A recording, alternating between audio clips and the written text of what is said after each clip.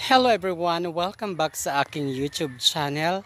My name is Sam, aka hashtag Biyaherong Becky. And guys, please stay tuned guys no, at meron tayong bonggang-bonggang pag-uusapan sa araw na ito. Walang iba kundi ang ating dalawang senior citizen, no? Ang ating pambato mula sa Quezon City na si Jocelyn Cubales at ang taga-Argentina na si Iris Amelia Alioto na 72 years old. So pag-uusapan natin guys no yung profile ng dalawang ito. So nakakaloka no, hindi pa patatalo ang Argentina. At eto na nga nakakaloka kapag wala talagang maayos na rule sa organization. Ayan na. Eto na nga ba yung sinasabi no. Oy, gusto naman ng may-ari yan ni Halos go lang ng go no. Pero mas parang bet ko, no? Puro na lang mga Thunderbolt ang sasali sa Miss Universe. Ano kaya, no? Nakakaloka lang, di ba? Basta ako guys, basta may respeto ako sa mga matatanda kasi ayoko talaga na makarma, no? Kasi sabi nga sa Bisaya, ang gaba di ra magsaba. Kaya sige lang mga lola, go lang, laban lang, push nyo lang yan. Total, open naman ang Miss Universe sa inyong edad. Push lang. So yun na nga guys no, kilalanin natin ang background ng dalawang kandidata natin. So una, kilalanin natin si Jocelyn Cubales from Quezon City. She's a fashion designer and a former flight attendant at Saudi Arabian Airlines and alternative medicine doctor and naturopathic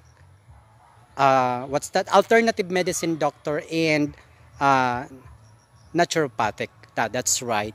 Samantala naman si Iris Amelia Alioto ay she is a dance teacher, translator, actress, and a model. So, diba, bongga ang mga profile ng ating mga mahal na mga lola, diba? So, ito na nga guys, ayun na nga, kung talagang nirespeto lang talaga ni Hello the Universe, ang Miss Universe pageantry, no, sana, di ba?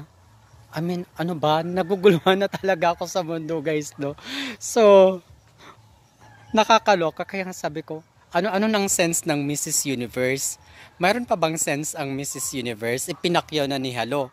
Kasi andun na, kasali na ang mga Mrs., senior citizen, pati iba't ibang gender, welcome na sa Miss Universe. So, ano nang mangyayari? Nakakaloka, no? So, nagko-comment nga ako dun sa Mrs. Universe. Wala nang sense kasi andoon na sa Miss Universe, no?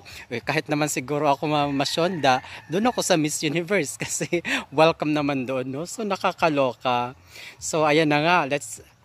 Kasabihan nga, let's give the dose of her own medicine. So, yung gusto niya yan, hayaan natin siyang mag-enjoy at tingnan natin yung mga mangyayari, no? Basta happy siya. Basta masasabi ko lang sa ating mga lola, huwag niyong kalilimutang uminom ng energy drink, no? So mag-drink kayo ng Cobra o kaya Sting bago ang laban para stronger kayo mga lola, no? So ilaban niyo ang bandila ng mga senior citizen, di ba?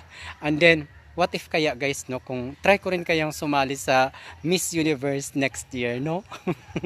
'Di ba? So gayon na nga mga kabayahero, no, anong masasabi niyo guys sa nakakalokang ito, no, na mas matanda ang pambato ng Argentina, no, kung sakaling manalo siya sa Miss Universe. She is 72 years old, si Iris Amelia Alioto, and then kung manalo din ang ating pambato na si Jocelyn Cubales, no?